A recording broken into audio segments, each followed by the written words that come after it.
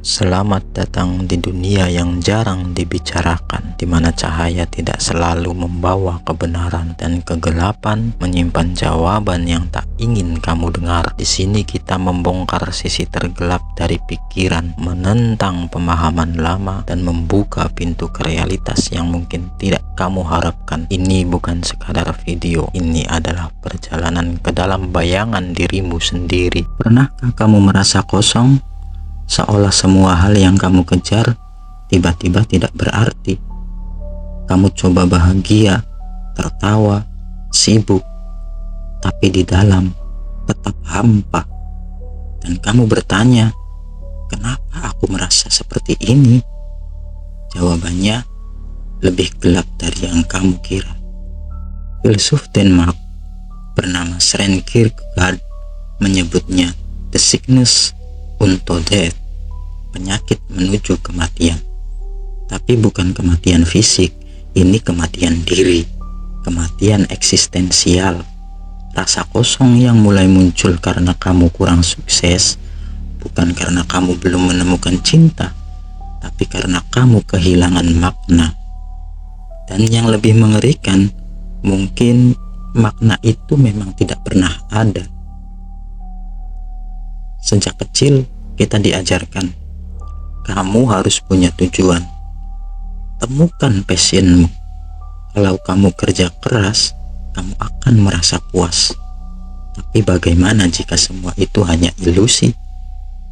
Kierkegaard percaya, manusia mencoba menambal kehampaan dengan makna palsu. Kita sibuk mengejar gelar, mengejar status, validasi, tapi semua itu hanyalah pengalihan dari kehampaan eksistensial yang diam-diam menggerogoti. Dan saat pengalihan itu berhenti, kita terjatuh ke dalam kekosongan. Itulah yang kamu rasakan, dan itu bukan kelemahanmu, itu adalah cermin kejujuran. Kierkegaard menyebut manusia sebagai makhluk yang ingin menjadi dirinya sendiri, tapi tak tahu siapa dirinya. Kita lahir tanpa arah, dipaksa memilih, dibentuk oleh lingkungan, orang tua, agama, dan budaya. Kita menjadi apapun yang mereka inginkan, tapi jauh di dalam ada bagian dari diri kita yang memberontak. Bagian yang berkata, ini bukan aku, itu bukan aku.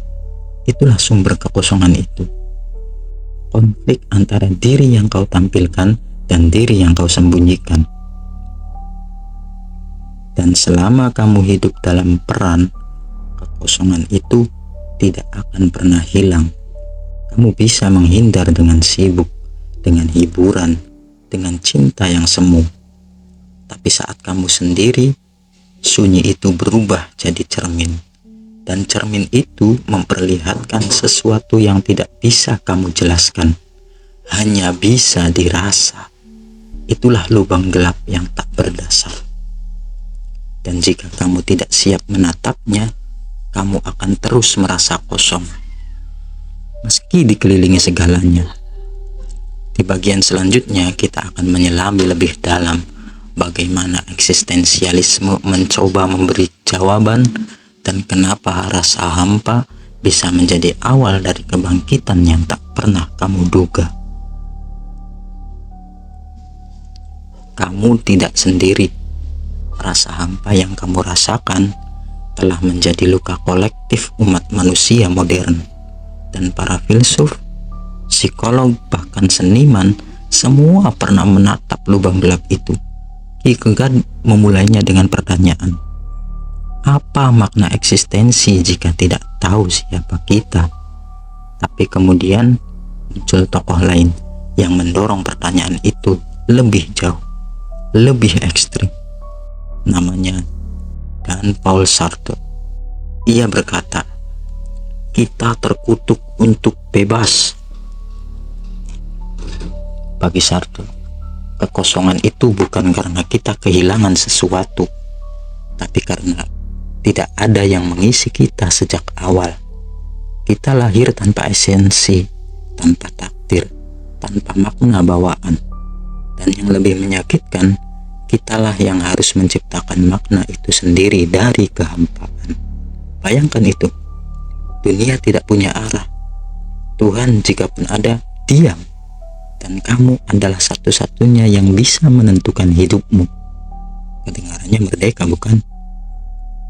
Tapi kebebasan itu menyiksa, karena setiap pilihanmu tidak bisa kamu salahkan kepada siapapun.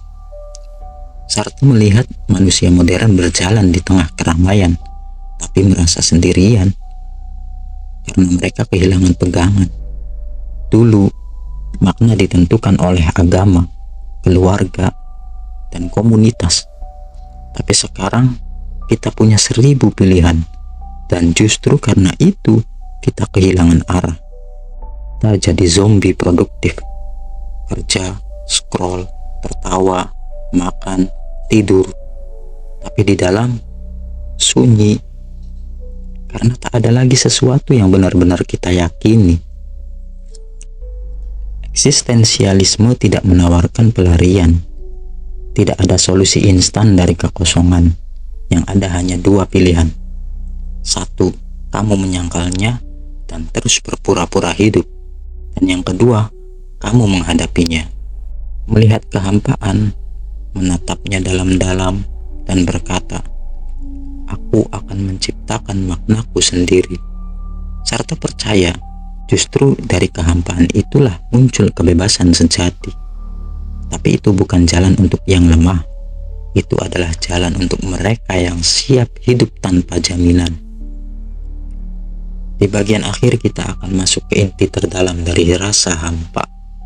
Bersama Nietzsche, kita akan melihat apa yang terjadi saat kamu kehilangan segalanya, dan bagaimana kamu bisa membangun dari puing-puing jiwamu sendiri.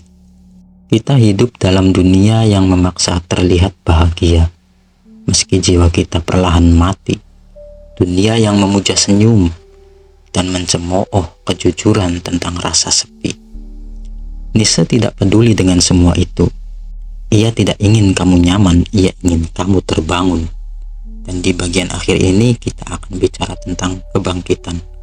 Bukan kebangkitan dalam cahaya, tapi kebangkitan dari reruntuhan makna. Nietzsche pernah berkata, Tuhan telah mati dan kitalah yang membunuhnya. Bukan soal agama semata, tapi tentang runtuhnya seluruh sistem nilai yang dulu kita yakini. Moralitas, tujuan hidup, arti kebahagiaan, semuanya itu hancur. Dan saat itu terjadi, kita jatuh dalam kehampaan. Tapi Nietzsche tidak berhenti sampai di situ. Ia berkata, kita harus menjadi Tuhan bagi diri kita sendiri. Dalam kekosongan ada potensi. Bayangkan dirimu sebagai tanah kosong. Tidak ada yang tumbuh, tidak ada yang hidup. Tapi justru di sanalah kamu bisa membangun ulang segalanya. Nietzsche memperkenalkan konsep ini sebagai Ubermensch, manusia unggul, bukan manusia sempurna, tapi manusia yang bisa menciptakan makna dari kehampaan, yang tidak meniru, tidak tunduk, tidak lari dari rasa hampa, melainkan memeluknya. Satu kalimat Nietzsche yang paling kelam sekaligus paling kuat. Siapa yang punya alasan untuk hidup dapat menanggung penderitaan apapun. Artinya, penderitaan tidak akan hilang, tapi jika kamu menemukan makna di dalamnya, maka kamu tidak akan runtuh. Kamu tidak perlu menyingkirkan rasa kosong itu. Kamu hanya perlu menjadikannya pondasi. Ini bukan tentang motivasi murahan, bukan tentang positive vibes atau toxic positivity.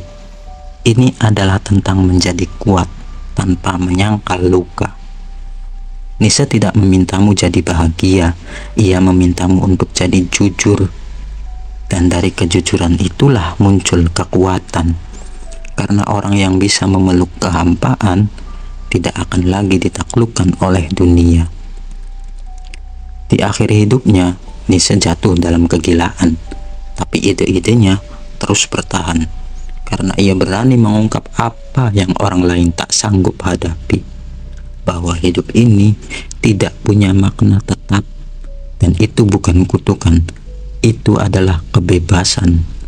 Sekarang kamu tahu, rasa kosong itu bukan akhir. Itu adalah awal dari penciptaan dirimu yang sebenarnya. Kamu tidak perlu menemukan makna, kamu hanya perlu menciptakannya. Klik like jika kamu pernah merasa hampa tapi tidak tahu kenapa. Tinggalkan komentar jika kamu juga sedang berjuang menciptakan maknanya sendiri. Dan subscribe jika kamu ingin menjelajahi ruang gelap ini bersama kami. Karena di sini kita tidak mencari cahaya, kita menatap gelapnya sampai akhirnya jadi milik kita.